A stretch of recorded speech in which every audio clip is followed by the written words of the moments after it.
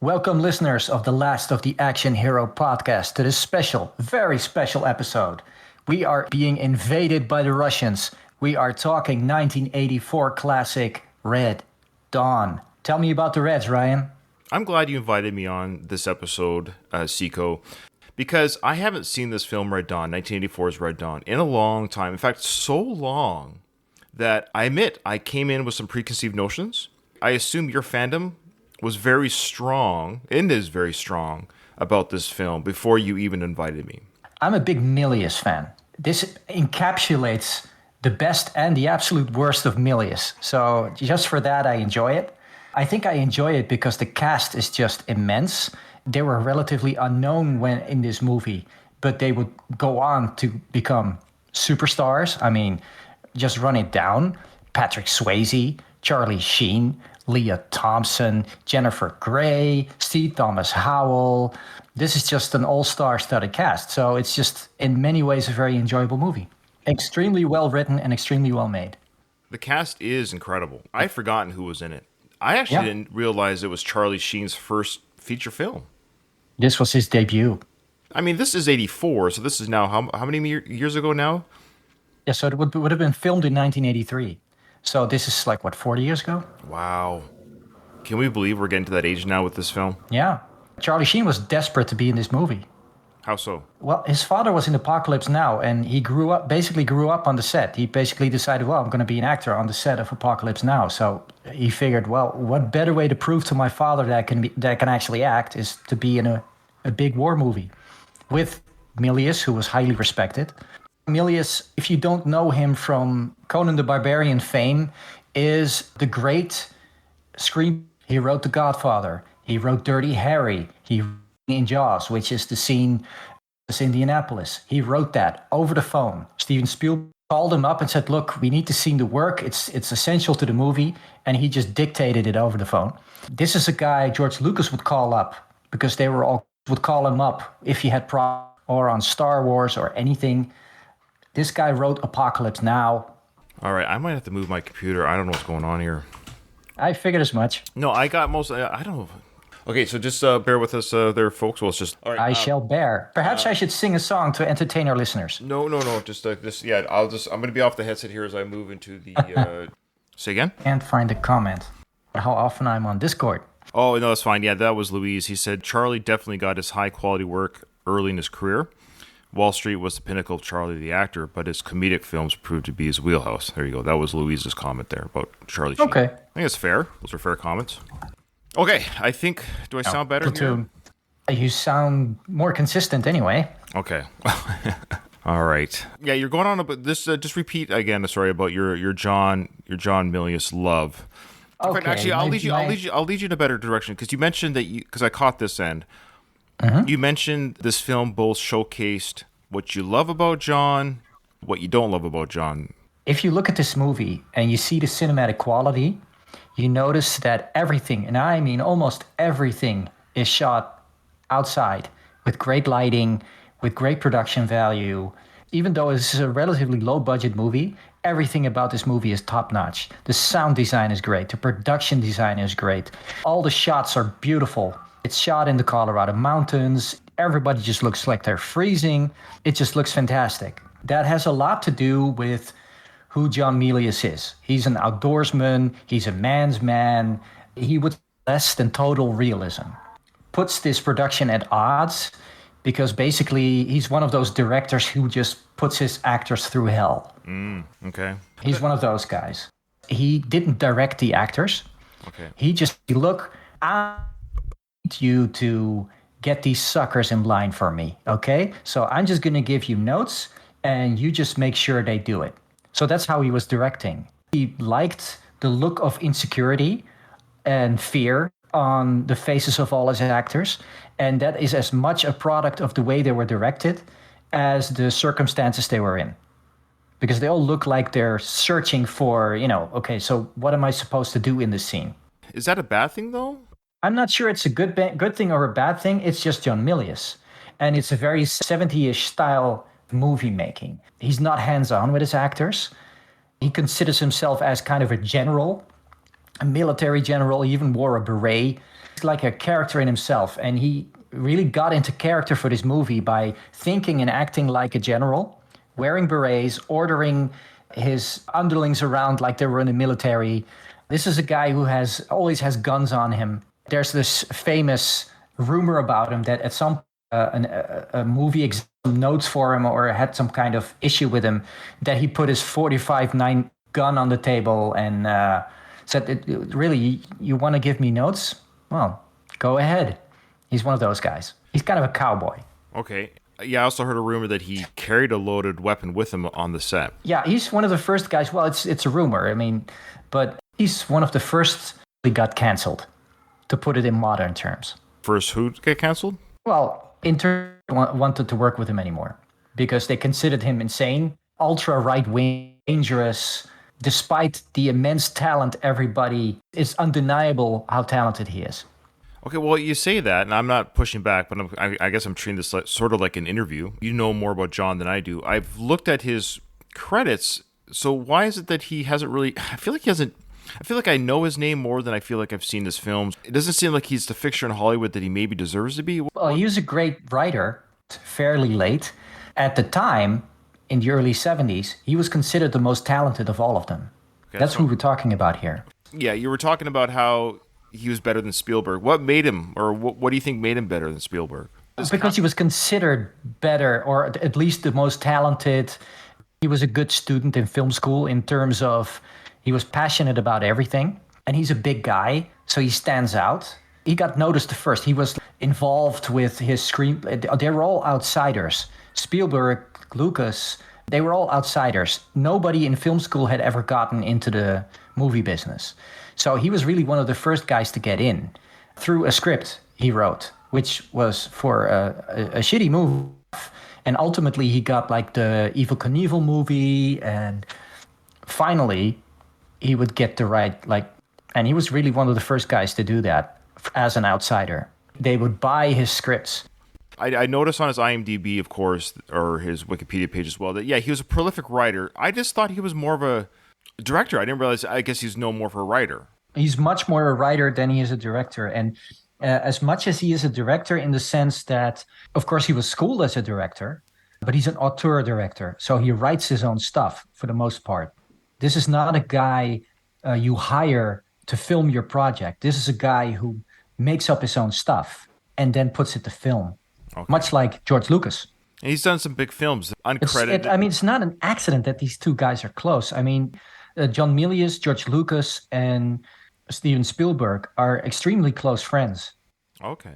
They went to school together, and they started out together, and they were helping each other, and they were encouraging each other, and they're a little club. Oh, nice. Yeah. Have you seen Uncommon Valor? Yes.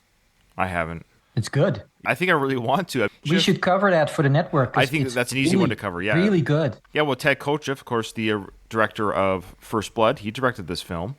Yes. Another great auteur director who was really underrated, who was the guy who made First Blood great. Yeah, for sure.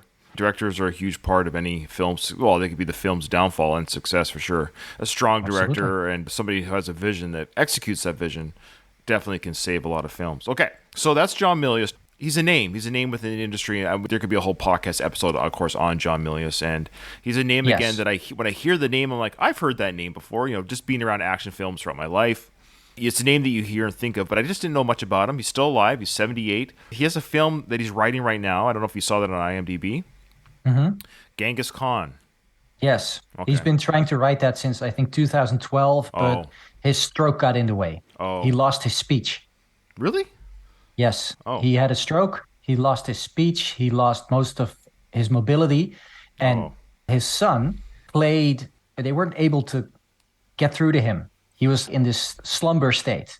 And his son got through to him by playing the music of Conan the Barbarian. And that lit up his eyes. And that's how they've basically got him back. That's adorable. It is. Conan the Barbarian. He was an intricate part of making that soundtrack. I know that. And I knew that. But I just think music is a very powerful I have heard that with people with Alzheimer's, of course, things like that. The music can draw people to a place. So that's good that it helped them. Absolutely. Well, I suspect if Stallone ever has a stroke, he's in similar circumstances, and you play him the Rocky music, he will probably respond in the same way. Yeah, he probably would respond better to the Rocky music It's in his soul. to Stop or My Mom Will Shoot soundtrack. I don't even remember that one. Oh, it was like a corny 80s. It doesn't matter. Okay, so back to Red Dawn. Thank you very much. Yeah, no problem. I admit, when it was some preconceived notions, which we all do, We all do. My memory was, I won't say it was wrong, but I guess it was uninformed or forgetful. I've seen this movie before, but I dare say I might not have seen this movie since its VHS release when I was a kid. Interesting. I saw this in the movies Yeah, okay, fair enough. Yeah, I was 9 in when it came out. 1984. Yeah, so And only it 9. was illegal for me to do so. I sneaked in. You snuck in. I snuck in. Oh, yeah, that's better English. Get I your English snuck in. together, you who speaks 5 languages. Yes. So I was 9 when it came out. So, of course, we saw it on VHS. So probably by the time it came on VHS and my parents rented it for us, I was probably 10 or 11, whatever it was. Mm-hmm. Like, I just saw the film yesterday for the first time in a long time. Before I saw the film, if you were to ask me, Ryan, tell me what you remember. Or tell me what you think you know. And so this is where I was wrong. And so when I first started watching the film, I kind of scoffed at it right away, thinking I knew what had happened in the film. I thought, before I watched the film again, my memory is that it was just this one town that got invaded, which shows you my lack of understanding when I saw this film as a kid, not recognizing the global stuff that was happening on. I would have missed it completely. Because of the perspective. They show it from the perspective of the kids. They would know anything. I remember thinking, okay, this is so stupid. This was me thinking before I even rewatched the film, thinking, oh, this is such a dumb film because why are these Russians, and I even forgot it was a mixture of Russians and Cubans, why are these Russians invading this one stupid hick town? What's the purpose of that? Why are they keeping hold of this town? But I totally forgot about the global things that were happening. Everything was happening before.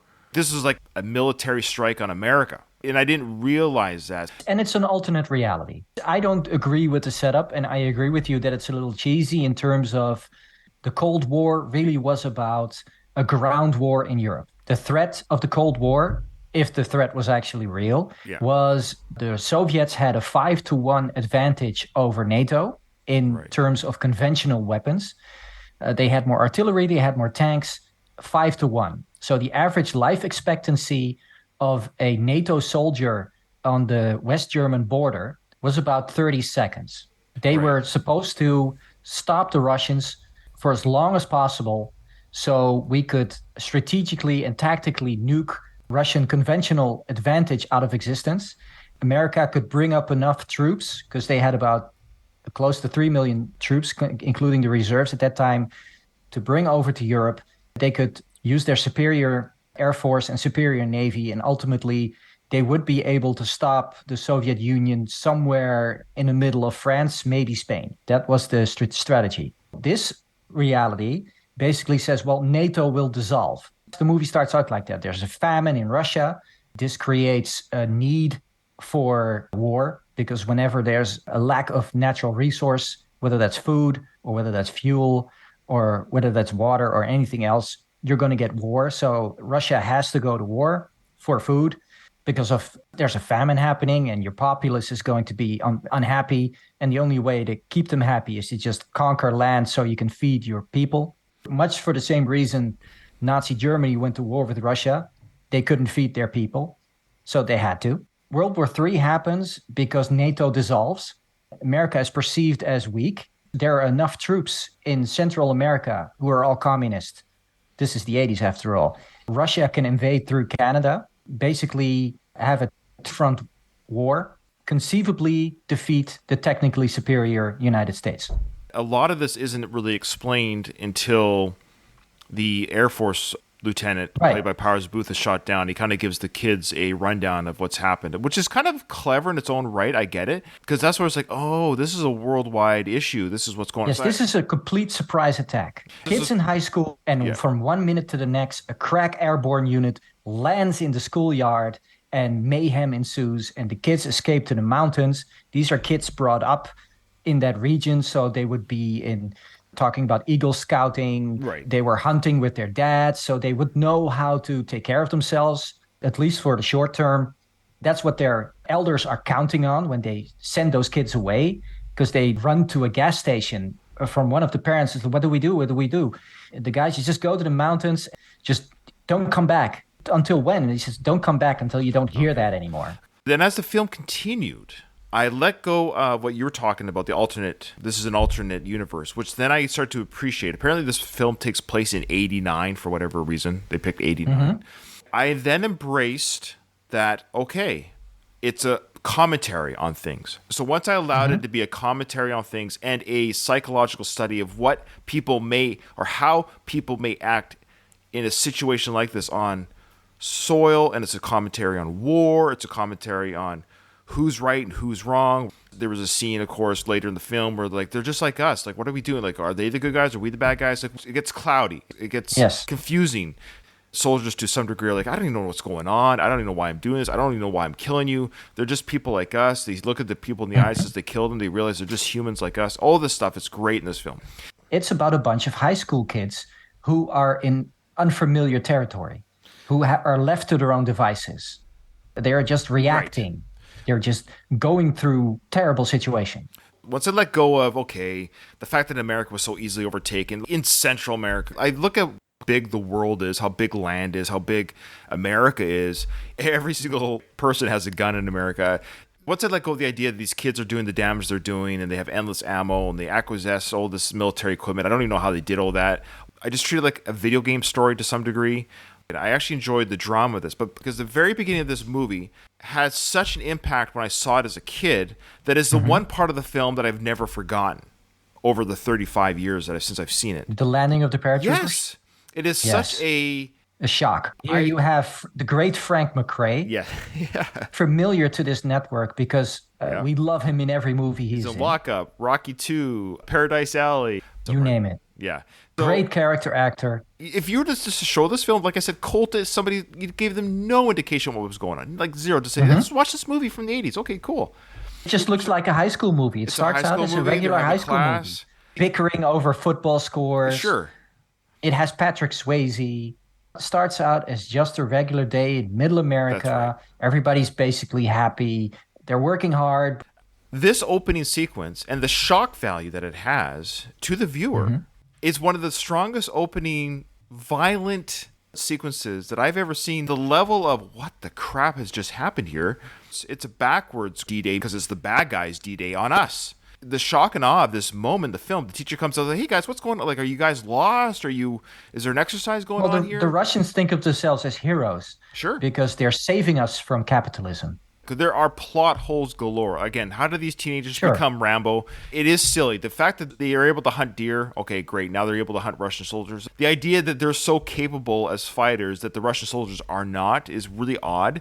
They're outnumbered 50-1. But these 5 kids cause so much damage that even Rambo would be like, okay, come on, that's a little bit unrealistic here, guys. But it is filmed in a way, at least explains away some of the things you're saying. Not all of them are that capable. It's the 2 brothers who are capable. No, and because their father was one of those insane survivalists who trained them from a very young age to be adept with all kinds of guns, to be able to survive in any circumstance. And he says that to their sons. They visit their father when their father is in a concentration camp. No, a re-education camp. Re-education camp. Inform me if re-education camps, is that a real thing? And where's an example of? You are making thought errors. You think wrong. You do not think in terms of the greater good. You do not think in terms of putting society first. You are a ugly capitalist. You are a individualist. You think your freedoms are more important than the rights of your neighbors. So you must be re-educated. And that's what you see. They put on the screens and they're screaming, well, the revolutionary ideals of your forefathers are sold. America is a big whorehouse. Basically, they're being brainwashed into becoming good communist Russian citizens. Yeah, if you make thought mistakes like that, this is a totalitarian society, and it's all based around group. You have no individual rights. Your individual rights do not matter. It's all about the group. So you have to be subservient to the group. That's what totalitarian communism is. Okay, one thing I wish the film did, because I like the idea that they were in these re-education camps. I kind of like that idea, and I like there was a makeshift camp formed at the. The kind of camps they have in China right now. They're in this drive-in is where they're holding it. It's a makeshift drive-in. The adults are kind of walking around aimless, and they've got the fire barrels going. Yeah, it's just a concentration Right. camp to keep political prisoners. But what I wish they did, I kind of wish they did this, and they didn't that I could see, is they had the speaker going on. There's like you heard it over the last speaker. Yeah. I kind of wish we heard what was being said. I couldn't catch any of it. It sounded like jargon. It might have been Russian. I'm not sure. It's just propaganda. This film would have been a great pitch for an HBO series. I think that what's going on in this film felt like this is not a good or bad thing. It's 1984. I know they just made this film, but it is what it is. But I'm watching it through 2023 eyes now. So I'm watching it through 2023 eyes. I'm actually excited by the ideas, and maybe this will happen because I think this film is a great pitch. Even if it's an 8-episode, 10-episode, you could make a series out of this. A lot of things that happen in this movie that are great cliffhangers for an episode. For example, the part where the father yells is kind of corny in the film, but if they fleshed out these characters, the problem with this film is nothing's fleshed out. There's a lot of great beats and there's a lot of great story ideas, but we have to get to everything very quickly. And it's not even a short film at the same time. It's a fairly long film for its time. So I'm like watching this, like, oh, that's cool. But then I feel like I don't know who anyone is. I got a little bit confused of who. I knew the four main ones: Charlie Sheen, Patrick Swayze, Jennifer Grey, and Leah Thompson, because I've known them through other films, throughout the years. But I met C. Thomas Howell. I got a little bit confused who he was as a young kid. These are interesting characters and dynamics. Robert was a great character because he went crazy. He became a psychopath. Yes, and that's something that can be fleshed out. Kind of got there maybe a little bit too quick in a 2-hour movie. I get that he got there, and that's fine. I would snap like that if somebody hurt my pet. Sure, of course. Let alone my parents. These are sequences that would make great episodic TV, which could be fleshed out. There was no way in 1983 you could make an episodic TV of that. I mean, there was a TV show, a miniseries called America, which was with Chris Christopherson as the lead. He had a secret radio set up where he was basically reading the American Constitution in an America occupied by the American Communist Party. That's what basically the miniseries was about. Oh, I've never heard of that. I'm just looking up right now. I never heard of that. It's a really good show. There's some sequences and some scenes I thought were really, well, we talked about the opening sequence. That is a sequence that is etched in my brain forever. It is so, I want to say traumatic's the right word, but for traumatic. For cinematic, your home is just invaded and destroyed, and your parents are murdered in front of you. And what makes it so great is because it was an 80s film. They could just get away with that back then. Seth Milius didn't get away with it. He was punished for it for the rest of his career. Why? How was he punished? He portrayed communism as evil. Well, it is. It is. But Hollywood elites don't think of it that way. That's the reality of it. They hated him for it, and they blacklisted him for it. Well, that's too bad. It's crazy. This is the best and the worst of Milius. That's why I love him so much. He is the ultimate troll. Fair enough. No other director is this in your face. If you're going this way, he's going to go that way. That's what I love about the film. It's unapologetic regarding countries that are being discussed, alliances being discussed, the frailties of our own military and the other militaries. So this film, like you're saying, I don't know if it's necessarily Milius's fault, but it's both a victim of its time, but it's also meaning like the quality of the writing and some of the beats. It is an 80s film. There's moments in the film, it's like, oh, it's so 80s. There's a part of me that's like, oh, I wish I could go back in time and revamp some things. Flip side of it is that it's both a victim, but it's saved by its time. This could it be written like this way today? It's unapologetic. It's not politically correct. You can't make films like this anymore, but you can make TV series like that. I know it sounds hypocritical, but I feel like this is something that can be fleshed out in a show. But there's just moments like, again, when Henry Dean Stanton was yelling, "Avenge me! Avenge me!" And I get it's supposed to be a powerful moment. He knows he's going to die. He knows this is a man who trained his children because he was expecting this invasion. He was expecting this to happen, and he knew he was powerless to stop it. But at least he made his sons ready to face this. And that's why he's screaming at them, "Avenge me! Make my death matter! Don't cry for me." If you turn the noise off and just look at The actual actors emoting have one thing in mind. Patrick Swayze's father died a month before Principal Photography started. Patrick Swayze is breaking down in those scenes. It's real. You can just feel it in your gut how much pain he's going through. Patrick Swayze is not the type to turn on the waterworks, but he's supposed to play an older teen with a bunch of younger teens in the midst of all this trauma and all this war and all this misery. And they have no Coca-Cola and they have no toilet paper. They're crying a river. And that's what they do, but in such a way that it's believable. That's what you see in that scene. Sure, you can say, well, Harry Dean Stanton was maybe overacting a little. I'm not so sure. I think he's a very good character actor.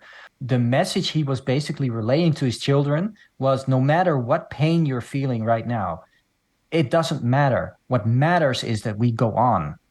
This is your time to act. This is what I prepared you for. And this is what galvanizes these boys to do what they're doing. Until then, they were just surviving in the mountains. And the only reason they got in an altercation with those Russian soldiers that were coming up is because they were feared discovery. They killed them because it was either that or be caught. They had no plan for a guerrilla insurrection. It's just something that happened to them. It's just something they had to react to because their parents were put into camps. An enemy army was trampling through their playground. It's just something kids think of to do. It's like, we'll fight back, not thinking through what they're about to do. And that's what you see in the rest of the movie. You see them breaking down. You see this war take their toll on them. You see them all turn into old men in front of you in a matter of months. And this movie does that really, really well. There's a precedent for this. I mean, right now, there are over 300,000 child soldiers in the world. Children, 7-year-olds, 8-year-olds, 9-year-olds, with guns, fighting each other, being trained to kill each other, being sold off into slavery. Yemen, Iraq, Afghanistan, Congo. Those are all places where children are just used as cannon fodder, maliciously. This is real. This is happening right now. This movie, despite the fact that it's made in 1983, 1984, it comes off as this kind of, well, Americans are all heroic and of course they're going to win the day. It's not really true. All those kids in the movie die. They get picked off one by one. This is a very realistic portrayal of what happens to children in a war situation. I love this movie for that, for the honest portrayal of Milius knowing what he was filming, knowing what war was really like, knowing what effect this would have on people. So let's talk about some of the performances from the actors. We'll, of course, start with Patrick Swayze as Jed Eckert. What are your thoughts on his performance or Patrick Swayze overall? Well, he's not dancing in this movie, is he? No, this was his first film with Jennifer Grey. They would go on to co-star together. Patrick Swayze serious as a heart attack. Yeah. Apparently, you can see the immense talent with Jennifer Grey. I mean, yes, they hated each other. That's so during weird. the filming of this. What? I wonder. Do you know what it was they didn't like about each other? Basically, because Patrick Swayze was made to order them around. He was supposed to be the lieutenant. He was supposed to get them up in the morning, and he was supposed to tell them what to do, and he was supposed to get them in line, and because they were run like a military organization for months on end. And Jennifer Grey is just a pretty girl from New York, from an expensive acting school, classically trained, and she just got in this movie because she had a nice headshot, and they needed a pretty girl, and she just ended up in this crazy situation. And she didn't bother me at all. I think she was unassuming in some ways, but not bad at all. Apparently, they did have a love story between her and Swayze that was sort of hinted at in the final cut, but it wasn't fully realized in the final cut. But you could see a couple little moments where they're kind of flirting and be nice to each other. Sure. But towards the end, because they sort of warm to each other towards the end, whereas at the start, the two girls are added to the group basically because if they stay with their grandparents, they're just going to be found and sex trafficked.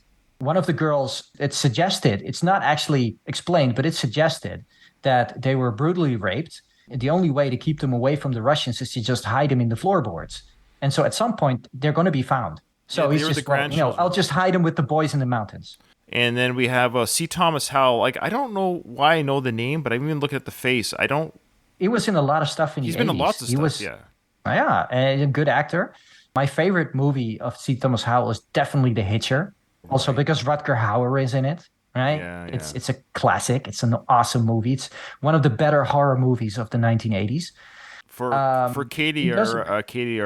our only female host on the Last Action News podcast network, she's a big Ray Donovan fan. So Katie, this is for you. Sorry, C. Thomas Howell played Dr. Brogan for 4 episodes on Ray Donovan, so she might know. Sure. There you go. The only female host is about to change, though. I've recruited someone. Oh, is it permanent or just for 1 episode? It looks like, yeah. And I just had Virginie on for my Tequila Sunrise episode for the Mel Gibson podcast, and she Oh. was like, she said in her sexy French accent, "So, Zico, can we do this every week now?" Oh And I wow. was like, "Oh, I'm gonna have to think of something." Oh wow. There you go. Yeah, So please. Yeah. we're brainstorming. It's going to be awesome because she's a lead actress. She has a unique perspective on filmmaking. It's great. It's Great. going to be, Look, yeah. look I forward to can't that. wait. All Yeah, right. we're brainstorming right now. Good. I actually have a friend named well, not, well, I shouldn't say a friend, but a coworker that I get along with named Robert Morris. Anyways, I just find it funny. That's the name of the character that C. Thomas Howell plays in this Right. film. But anyways, is. so yeah. So that being said, I really liked his character. Yes, I recognize his motives. But what I liked about this film, what I liked how it was brave, was the character. Who was it? Danny? Was it Danny that had Yes. the chip placed in his body? No. That's Daryl. Daryl. Sorry, Daryl. The other Danny is the Hispanic kid, and Daryl is the son of the The mayor. mayor, that's And right. he's contentious because in high school he was kind of like the big kid on campus, and he's the high school student body president, whatever that means. So he thinks of himself as a leader because his father is obviously grooming him for politics.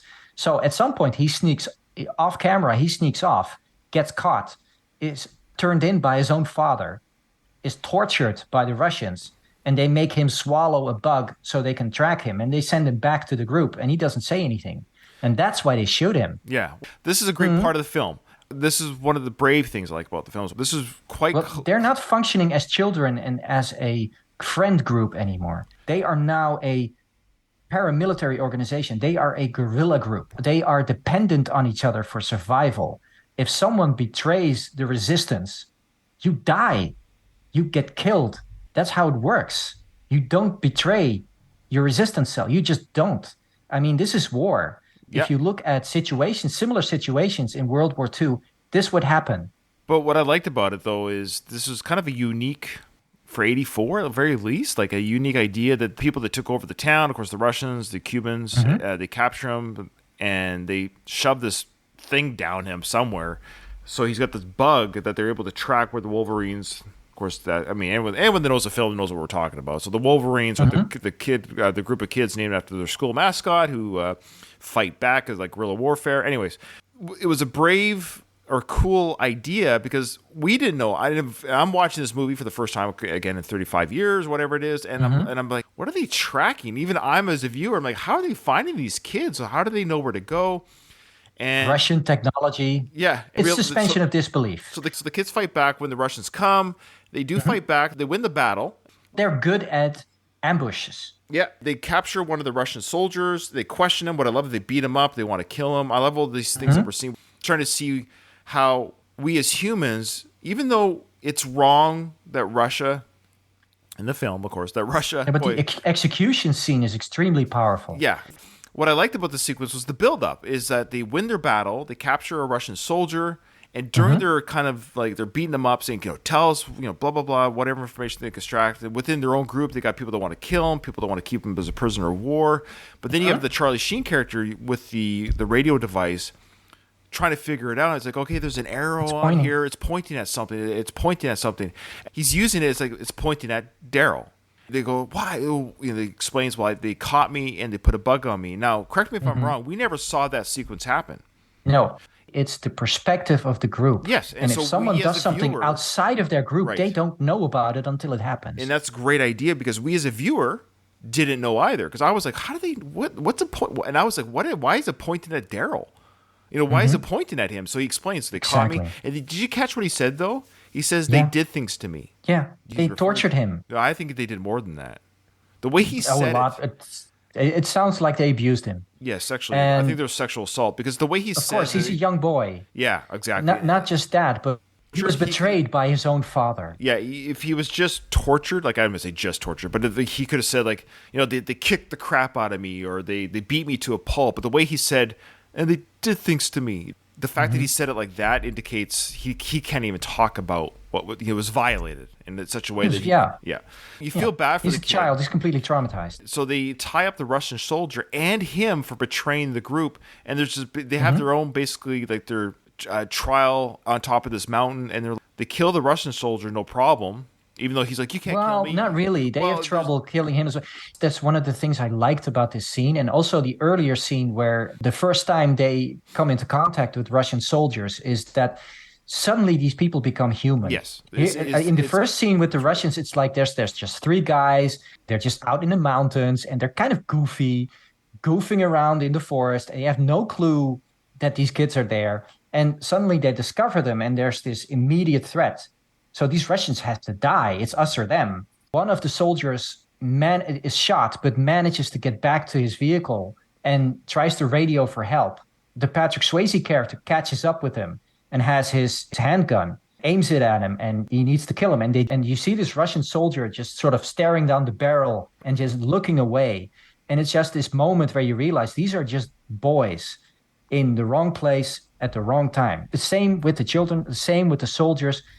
This is what war is. War is just where were you born? Where were you born? I'm born to this country. This is what the leaders of this country feel is what they're entitled to. They've gone to war for that entitlement. So either I'm on the side of the invader or the defender, and it's just where you're born. It's old luck, my friend. It's old luck and DNA. And then you get the execution scene where they execute the Russian soldier. The Russian soldier actually says to Daryl, just say you're a friend so I won't have to die alone. Yeah, right. The Russian soldier knows he's going to get shot because that's what the propaganda has already warned him. It's like, if you get caught by the Wolverines, they're just going to kill you. So it's us or them. They get into this argument. It's like, no, we're not going to shoot him. Yes, we are going to shoot him. And it's like, why? And it's like, because we live here. And then he shoots the Russian soldier. And then there's the problem of Daryl. They can't do it. No, it's one of their own. Except for Robert. Well, that's what I love. We kind of knew it was coming, but even still, the way he just shot Daryl, just goes up and shoots him. He just brought up his gun and just blew him away. Yeah, great and stuff. I saw this interview with the actor. Daryl Dalton is his name. Exactly, and he defends this movie to this very day. Oh. And he says, you have no idea what it felt like after being shot and the scripts going off and being left behind, seeing the other actors just ride out of the scene, and I was just going to be left there for dead. Right? That's how it felt. Well, I know the actors went through like a mini boot camp. They actually acted as insurgents or the enemy to some real like wartime exercises with the National Guard. They really bonded before filming. They kind of got that gritty, in the dirt type experience. That again, speaking of Saving Private Ryan, they also did that same thing for the actors in that film. So Red Dawn maybe was one of the first films to do that to the actors, put them through a boot camp. They had their personal firearm with them in the hotel room. They could practice taking it apart and putting it back together. Hey, I know how to do that. Right? Patrick Swayze would knock on their door at night and say, okay, Wolverines, we're going out. And they would just play hide and seek in the town they were shooting in. They would play soldier at night. That's funny. That's the atmosphere. They were into it. So Leah Thompson said this was the most fun she's ever had on a film. I'm not surprised. You can see how tight they still are. Because this is one of those films that it's just hard. It bonds people. It creates friendships. Now she and was I saw this 23 interview with Charlie Sheen. Oh, sorry. And he's talking about how insane Milius was. And he's just shaking his head and saying, I love that guy so much. That's good to hear. Well, that's good to hear. Yeah. So Leah Thompson played, of course, a teenager, but she was 22 in the film at the time. Her co-star, they had a little bit more scenes here with her flirting with the Powers Booth character. He was 30, basically he was 36 in the film, by the way. I just want to get that out. He was right. She's in love with the Air Force pilot. Yeah. She basically arrests the Air Force pilot because there's a dogfight in the sky. The colonel's F-15 is shot down, so she sees him land, and she thinks he's a Russian at first. And so she tests him. It's like, okay, so what's the capital of Texas? You know, and she says, and of course he's not from Texas, so he says the wrong city, stuff like that. Yeah. Look, darling, I'm cold. Okay, you've seen too many movies. Yeah. And she goes, well, you hungry? And it's like, this is her first real connection she has with someone outside the group. And of course, he's older and he's sophisticated and he's a leadership figure. So she's gonna They did have a love scene. Yes, well, he does explain that he has a wife. The way they kind of insinuate is they may or may not have been killed in the attacks. He doesn't know. He's not too sure. He hasn't had any contact with her, but hey, he's only human, right? Yeah, you're not really sure. He Force doesn't back, seem but- like the kind of guy who would deflower a 15-year-old girl. Well, no, but apparently they did film a love scene. Okay, yeah, But it was nixed due to the age difference. smart. And also because it's just a crush, it comes off more effective Yeah, when it's he better has to this sacrifice way. himself. Yeah, it's a little bit better this way, where it's like he's endeared by her. He's a father figure. Yeah, he's endeared by her being sweet on him, but nothing's ever done with it. Or Yeah, and she puts this little flower in his overall. She sneaked into his tent, and he's like, okay. And then she shows him the flower. It's cute, and it's innocent, which makes sense that something like that would happen under those circumstances. And I love me some Powers Booth. You and I had the opportunity, if anyone's listening to this, check out our episode of Southern Great Comfort actor. that you and I did with Powers Booth in that, and he was in this one. So this is twice now that you and I have had an opportunity to watch a film and talk about a film that has Powers Booth in it. And now I believe he was he not in Uncommon Valor? Or no, he wasn't. That's right. He's not in that one. Okay. No, He's in Extreme it Prejudice. would have been. I It think would we have made talked the about- movie better. I think we talked about doing Extreme Prejudice one day. Because that was Oh, we should. Yeah. But Powers Booth makes every project better he's ever in. Yeah. And I, of course, love him. Tombstone. I mean, he's just so great. Ah, he's so great in that. Curly Yeah. Bill Brocious in Tombstone, yeah. Okay. Rest in peace to Powers. Sorry, let's do who's dead in this film. Oh, man, there's a few. Powers Yeah, Booth has but passed. basically, Powers Booth's character is a turning point because they go from a haphazard He organizes lucky them. Right. bunch of kids to an organized military force. That's right. He He amps it up teaches for them. guerrilla warfare, and he teaches them sound tactical and strategic warfare. And one of my favorite scenes is where he explains this plan to basically free everybody from the re-education center. And so he says, that's pretty simple. Questions. And they go, what's a flank? What's grazing fire? He's thinking in his military minds like, okay, I just explained something, a 4-year-old could understand, and these kids just have no clue. And he says, give me a drink. I love that scene. Yeah, it's great. It yeah, just he was shows, great basically in that. shows that he's trying, but even he sees, well, this is not going to last. And he keeps warning Jed, the Patrick Swayze character, look, you don't have to keep doing this. You can come with me. We can cross the lines. You can be free. At this point, Jed can't stop. He's addicted to war now. It's like, no, I can't stop. This is where I live. And he thinks he's making a difference, when in reality, he really isn't. And maybe in a propaganda sense, maybe that it gives people hope. But in terms of actual tactical advantage, no, it's not hurting the Russians, not really. Basically, that group is just an insect that they want to stamp because they're an annoyance. Did you see the remake? The 2012 No, remake? and I don't want to because I know how bad it is.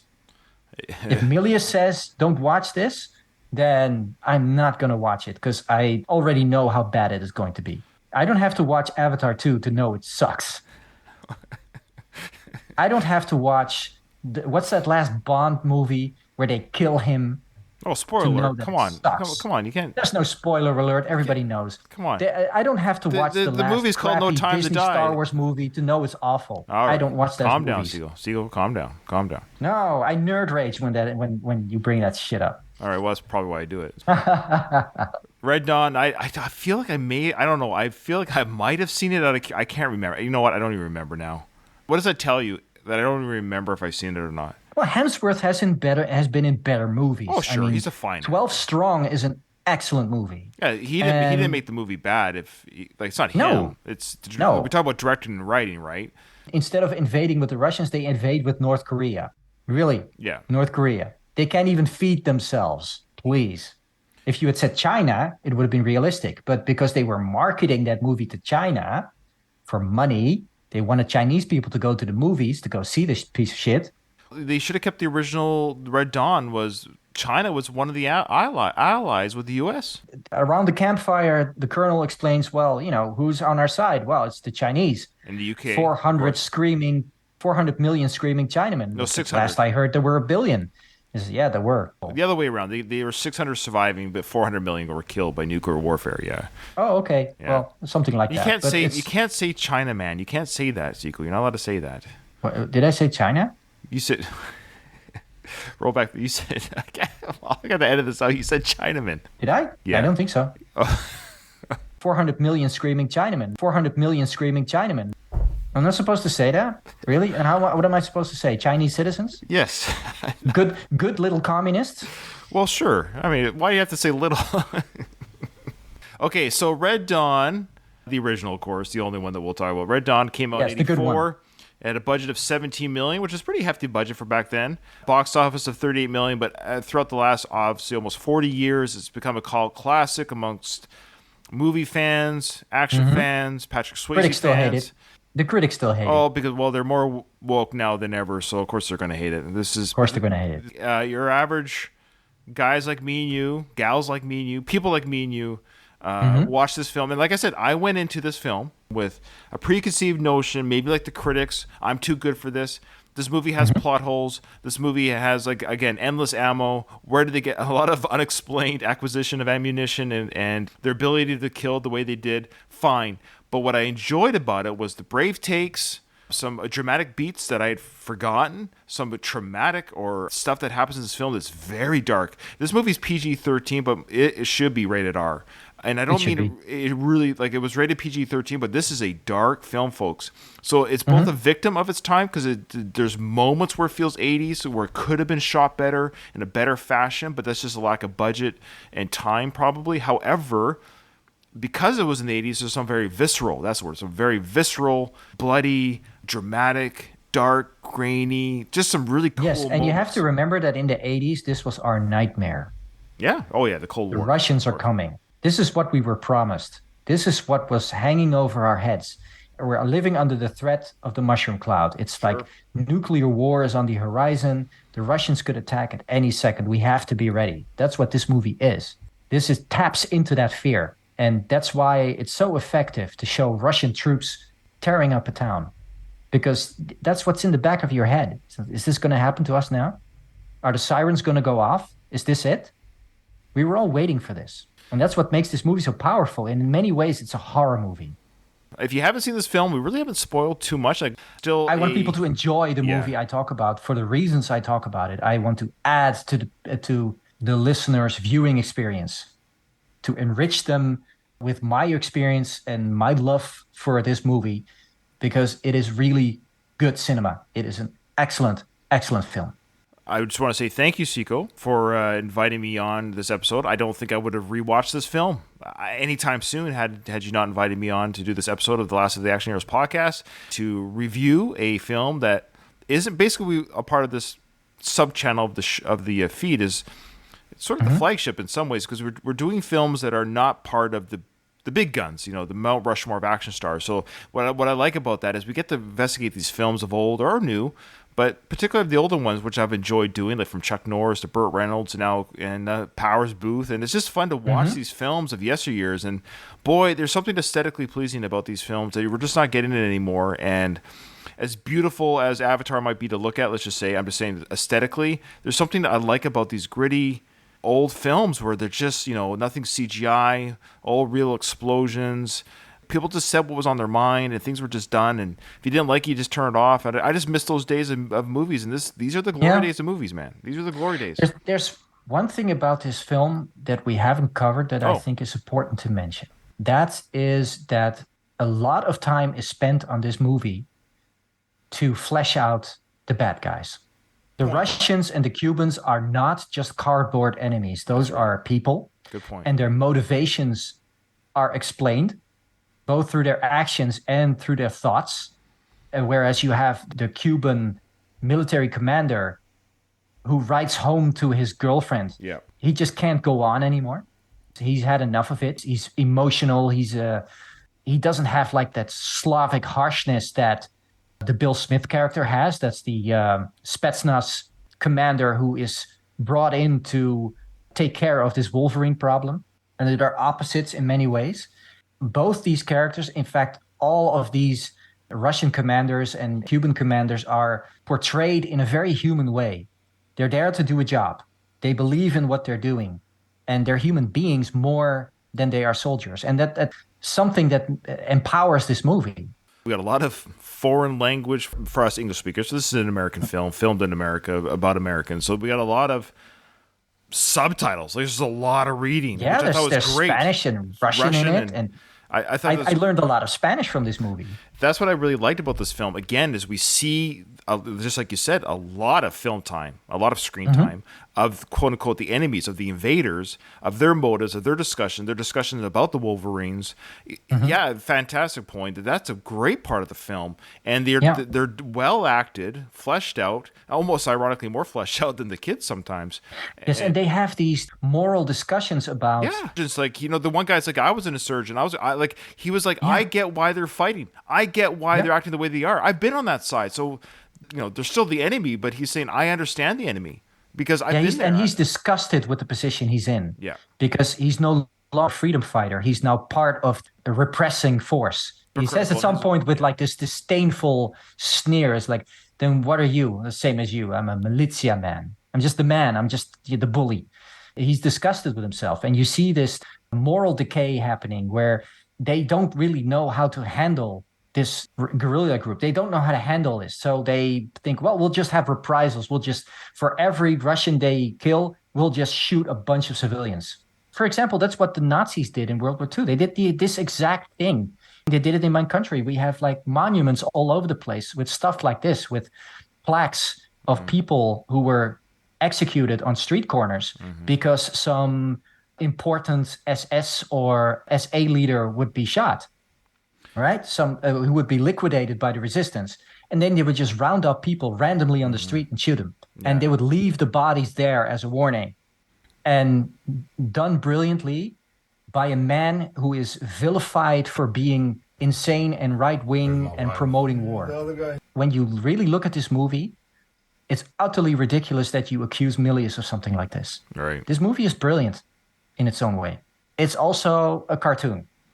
Yeah, that's what I mean. It's kind of a victim of its time, but also because it was made when it was made, it is what it is. So this is the best and the worst of Milius.